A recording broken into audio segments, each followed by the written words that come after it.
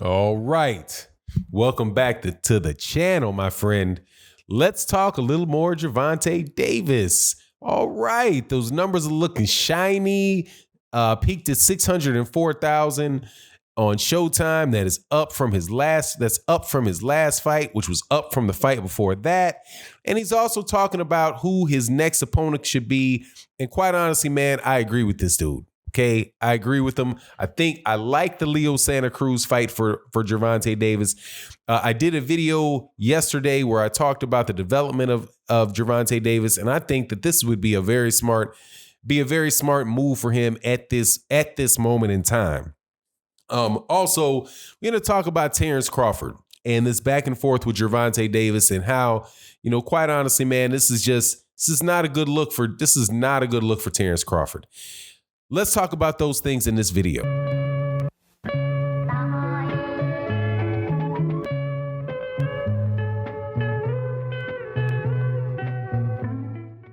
All right, welcome back to the channel. If you are not subscribed, hit the subscribe button, hit the like button for me. That would be greatly appreciated. Thank you to everybody over on the Patreon. We got good things coming up on the Patreon. In this year, we're going to have our boxing league. So if you're a member of the Patreon, I'm going to be sending you an email so we can start the boxing league up, where we're going to make the fight predictions and the winner. I'll let you know what the winner gets and all the processes for that over on the Patreon. So definitely check that out. There's going to be significant prizes if you're able to win on a monthly basis and on a yearly basis. Also, thank you so much to everybody that supports on the live streams Monday through Friday and OG Boxing Talk on Sunday. And hit that the membership button if you wouldn't mind. All right, man, let me talk to you about this.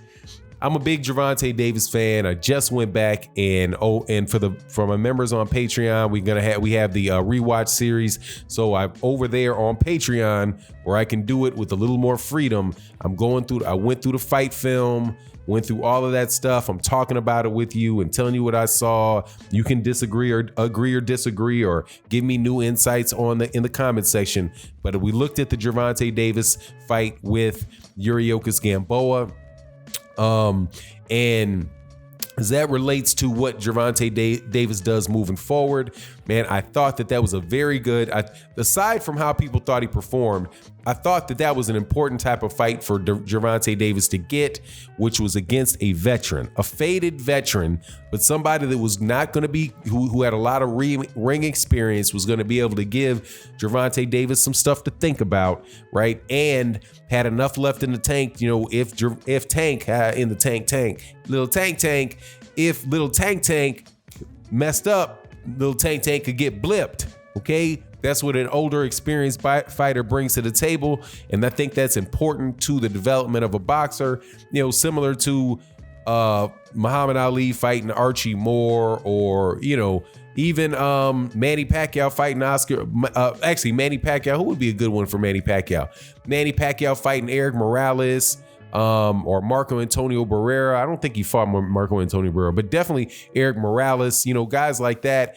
Floyd Mayweather Jr.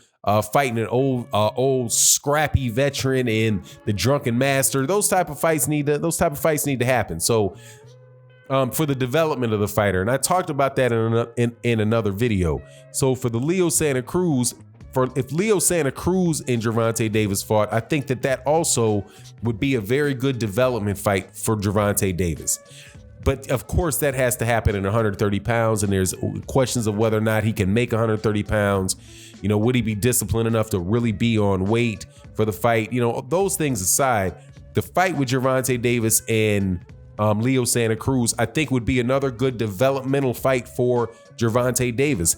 Make him a better fighter, because although he's fought a style similar to Leo Santa Cruz before, I don't think that he's ever actually fought a fighter that's as good at that particular style as Leo Santa Cruz is.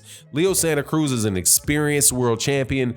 I mean, he's a smaller guy than Gervonta Davis, so that's going to clearly should cause a lot of problems for Leo Santa Cruz. But Leo Santa Cruz is, other than the fact that he does this every time he punches, if they shakes his hands every time he punches, The very technically sound fighter, man, that is going to come forward with the jab. He's going to come with a straight right hand. He's got a decent left hook, but he's a tough fighter, high volume fighter, and that I think, and he's a fresh champion, an experienced champion, a long reigning champion, and I think a fight like that for Gervonta Davis's development would be good for him. Would be good for him.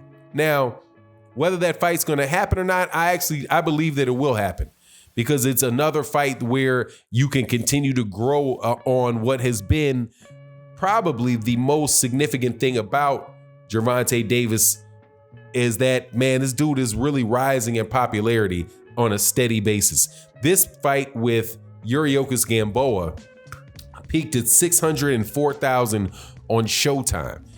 Now, Showtime, for if you don't know, okay, and some of you don't know that Showtime is a smaller network. So when you look at the numbers between Showtime and you look at the numbers on ESPN or Fox, you know, they're not. You have to scale up the numbers because they have a prime. Showtime is what you call a premium network. So you have to pay $20 a month above and beyond your normal cable bill or normal. I mean, now you guys have cut the cord and all that, but you have to pay a specific fee for that. That doesn't come with the package. Showtime doesn't come with the package. Showtime's not Fox, where it's free television as long as you got an antenna that can catch it, or you got a digital television, or you just got your basic hookup and access that you can get it. There, and it's not it's one of the, I think it might be the second largest. It's definitely smaller than HBO. I'm not sure if there's any of the other premium networks that are similar to them that are bigger than Showtime, but I think Showtime might be the second biggest. So I used to do these calculations when HBO did it, and it was 30, but that, you know, those calculations don't apply anymore since HBO put themselves out of business with them terrible matches or not terrible matches, but just, you know, anyway, HBO's gone. So, but 604,000 is good numbers. If you look at to peak at 600,000, that's still a little bit lower than what Errol Spence Jr. was doing. It's like Errol Spence Jr. I think would peak at 800,000. Deontay Wilder peaks at, you know, over 1 million, but 600,000 for Gervonta Davis is good because it continues to climb. And Gervonta Davis also kind of doubles down on that because he's selling out the venues. He's selling out the venues that he's going to. So, I mean, all in all, man, that's just, you know, the guy he's growing. His name is growing, and there's a lot of interest in him. I think that I wouldn't be surprised at all if those guys can go back down there to Atlanta too, because it really seemed like, you know, that event did very, very well. I was also talking to people that saw Gervonta Davis fight in California, and, you know, he headlined. I don't know if it was in LA, but Cali Enigma told me this. He was at the fight, and this was just this heavily Mexican crowd, Mexican fighters on the undercard. And the place sold, and Gervonta Davis sold the place out on Gervonta Davis's name for a Mexican crowd in Los Angeles. Now, that is some pretty unique stuff, man, because you got him selling out. If you're in the United States, you got Gervonta Davis selling out an arena on the West Coast. You have him selling out an arena on the East Coast, and now you have him selling out an arena in the South. Okay, that's like everything next. Only thing left is for him to sell something out in Minnesota. You know what I mean? But as far as strictly like Midwest North, there's not a big boxing venue. It's LA, LA. Well, he sold out in Baltimore. I don't know if he was out there in New York. I'm sure he'll wind up going to Brooklyn at a point in time. But I say all that to say that the guy is really selling. I mean, he's selling very well. His name is growing well. But if he does want to have a long-term career, and as far as, you know, being one of the great fighters and, you know, getting belts and holding his belts at 135 pounds for a while and really becoming, you know, in the ring, that super, you know, that really excellent fighter that I believe he can be. I think that I think a fight with Leo Santa Cruz would be good. I'm not going to say that I have a problem with him fighting any of the top 135 pounders either. The Lomachenkos, I'm fine with him fighting the Lomachenko. If they feel like he's ready for Lomachenko, hey man, go for it, right? If he thinks he's good, they're ready for Teofimo Lopez, go for it. Or Devin Haney, go for it. Go for it. I don't have any problem with those fights. The one thing that I would say though, from Tank, is that every one of those guys, with the exception of Lomachenko that I mentioned, they're not lightweights. Devin Haney is not a lightweight. He's not going to wind up being a lightweight. I think the guy that is going to be winding up at lightweight, where you can have that really terrific fight with Tank, I believe that's Shakur Stevenson, who's down at featherweight. I believe when he goes from featherweight to super featherweight to lightweight, then a fight between Gervonta Davis and Shakur Stevenson is the one, man, that I think is a magical. I think that's a magical matchup because of the styles. Because Gervonta Davis is a come forward fighter, man. I mean, he can fight on the back foot a little bit, but he's a shorter guy, thick, kind of stocky, really does go in between punches very well, has tremendous hooks to the body, does tremendous body work. When he gets on the inside of you, man, that's a lot of trouble with Gervonta Davis up in your chest. And Shakur Stevenson, on the other hand, he's an outboxer, very fast feet, very fast hands, getting stronger. I think down the road that the big fight for Gervonta Davis is Shakur Stevenson.